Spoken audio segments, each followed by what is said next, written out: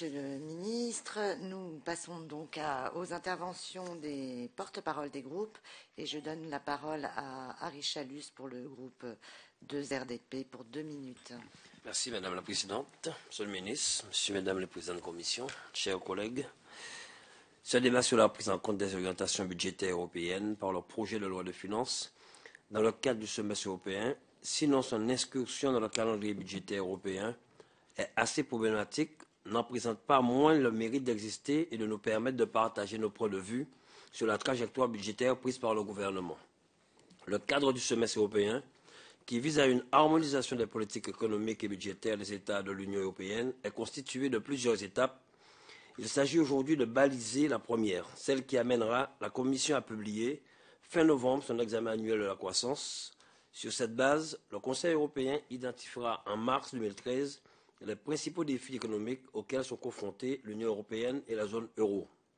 Le prochain Conseil européen du 18 et 19 octobre portera essentiellement sur la politique économique et nous aurons d'ailleurs un débat mercredi prochain à ce propos. Il s'agit donc de parler principalement de nos stratégies de croissance si nous voulons rester dans les strictes limites du calendrier européen. Le suivi et la surveillance des projets du budget nationaux viendront en leur temps. Le projet de programmation des finances publiques postule un équilibre budgétaire à partir de 2016.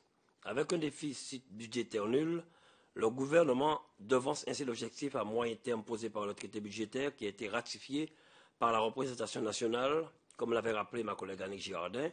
Cet objectif ambitieux suppose que les ressorts traditionnels de la croissance française se maintiennent puis s'affermissent.